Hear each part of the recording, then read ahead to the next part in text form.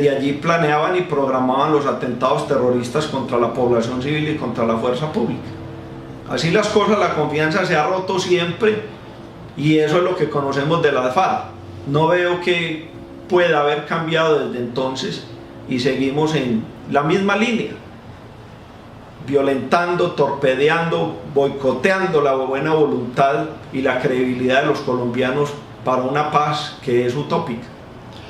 Jaime, pedirle que lea de pronto lo que están pensando los guerrilleros en La Habana es muy complejo, pero ¿usted qué cree que ellos están pensando, analizando cuando miran las noticias, cuando escuchan las declaraciones de militares, de gente del común, de líderes de opinión? ¿Cree usted que sí quieren la paz?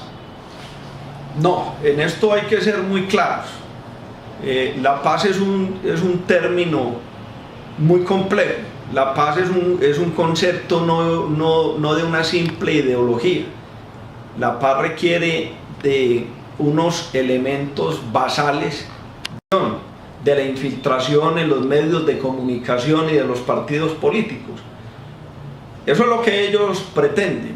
Y lo más triste es que lo están logrando después de que teníamos una organización narcoterrorista disminuida en armas, después de los 8 años del gobierno Uribe, que fueron prolijos en resultados operacionales, de bajas en combate, de desmovilizaciones y de capturas. Ahora vemos a un gobierno que los está fortaleciendo en diplomacia paralela ante el exterior, ante la comunidad internacional, y que les está ofreciendo, por lo que conocemos de la lectura de los 3 acuerdos de La Habana que fueron publicados, reforma agraria integral, solución al problema de narcotráfico y en el tema político. Allí advertimos cómo esas negociaciones le hacen un corto favor a nuestra democracia y a nuestra soberanía, toda vez que lo que pretende es entregarle territorialidad y gobernabilidad a las FARC, y eso es un desastre para las generaciones venideras, para nuestra patria. Jaime, hace poco Human Rights Watch presentó un informe donde le dio muy duro al ejército de nuestro país. El ejército respondió también de la misma manera, señalando que habían unas ONG que estaban claramente relacionadas con lineamientos de corrientes de izquierda.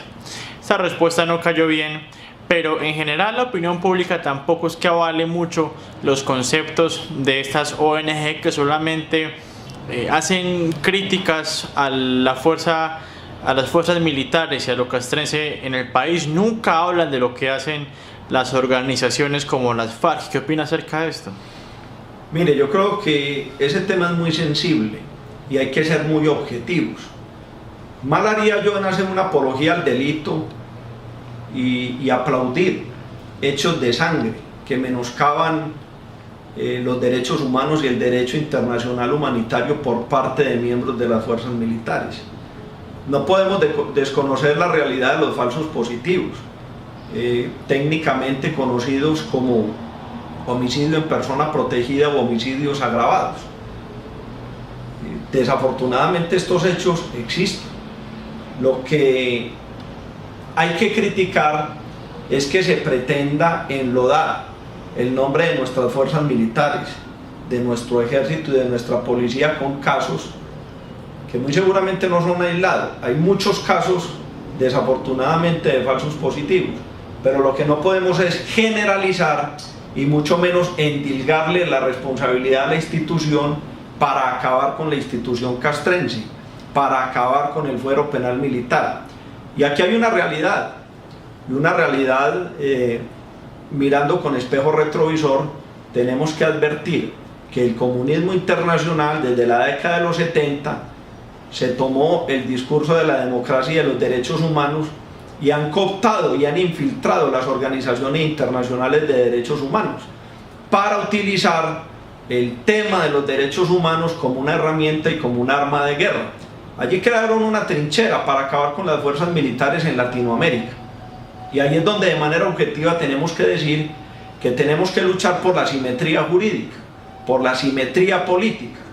Y de la misma manera con que esas ONGs miran con detalle, con lupa y con filigrana el desgreño a los derechos humanos y al VIH por parte de las fuerzas militares y la policía, qué bueno que de esa misma manera señalaran y endilgaran responsabilidades en materia de demérito a los derechos humanos en contra de las organizaciones terroristas y criminales como la FARC y el ELN, que es lo que no ocurre.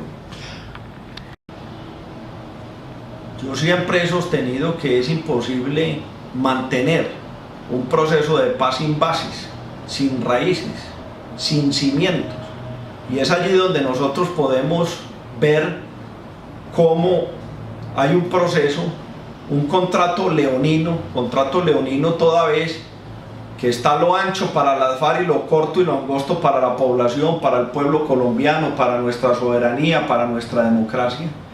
Luego entonces no tiene razón de ser un proceso de negociación que no se rige por el principio de reciprocidad.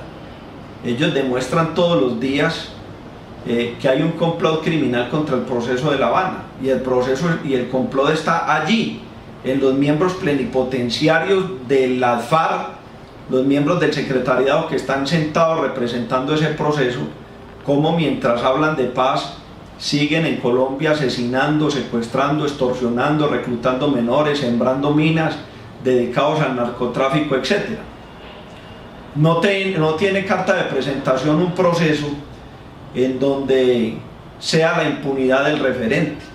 No tiene razón de ser un proceso donde nuestros territorios y la gobernabilidad se le está entregando en bandeja de plata a una organización narcoterrorista.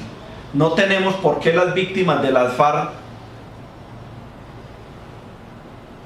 no tenemos por qué vernos sometidos frente a posibilidades de gobernabilidad. ¿Por qué razón vamos a tener que ver a asiduos narcotraficantes, violadores de los derechos humanos y del VIH, tenerlos que ver sentados a manteles en el Congreso, en cargos de elección popular, en ministerios, en los consejos, en las alcaldías, en las asambleas departamentales? Es un proceso sin raíces, y ustedes bien saben que cuando un árbol no tiene raíces, tarde que temprano se va a caer, y es esa la lectura. Luego entonces, este es el momento en que nosotros los colombianos, en su gran mayoría, no solo no tenemos credibilidad frente al proceso de paz, sino que además pretendemos y añoramos de que ese proceso finiquite. Así debe ser. El doctor Villegas es un hombre que goza de credibilidad en el país por su carrera, no solo en el sector privado, sino además en lo público. Hechos son amores y no buenas razones. Yo creo que él está muy nuevo en ese cargo. Tocará esperar un poco para mirar resultados. Sobre todo, algo muy importante es la confianza que él puede adquirir y el cariño y el afecto que él pueda ganarse frente a las fuerzas militares y de policía. Pero desafortunadamente no podemos desconocer que él es ministro de Santos, el presidente pusilánime y arrodillado que le está entregando nuestra patria al terrorismo, y él tiene que actuar en consecuencia, porque el ministro de Defensa es un subalterno y es un delegado del jefe de Estado, el presidente de la República. Puede tener muy buenas intenciones el doctor Villegas. Recordemos que su familia fue víctima de las FARC, que una de sus hijas fue secuestrada por las FARC, pero tenemos que esperar y mirar el doctor Villegas a qué le juega.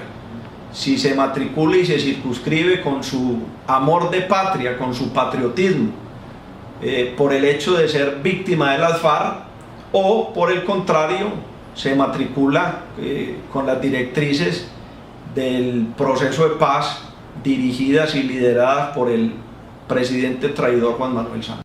En este momento gozan del mayor rating, por decirlo de alguna manera, del apoyo de los colombianos y de la gratitud de la mayoría de los colombianos. Yo podría decir lo mismo de la Policía Nacional, con algunas falencias.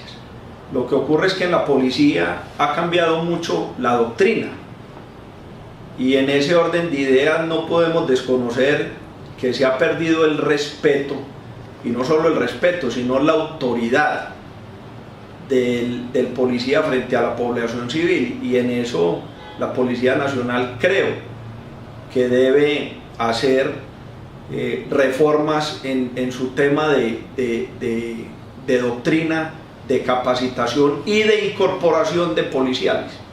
Pero el caso concreto del Mango en el Cauca, allí lo que hay es un direccionamiento de las organizaciones criminales de las FARC presionando a la población civil para que saquen a la fuerza pública y de esa manera crear un impacto mediático no solo en Colombia sino ante la comunidad internacional de que es la población civil la que está en contra de la fuerza pública y de esa manera crear un criterio de igualdad de las FARC frente a la fuerza pública y decir que claro, que si la población civil está en contra de las FARC, está en contra del ELN, está en contra de las BACRIM, en esa misma posición, en ese mismo renglón está la fuerza pública, pero eso no es así.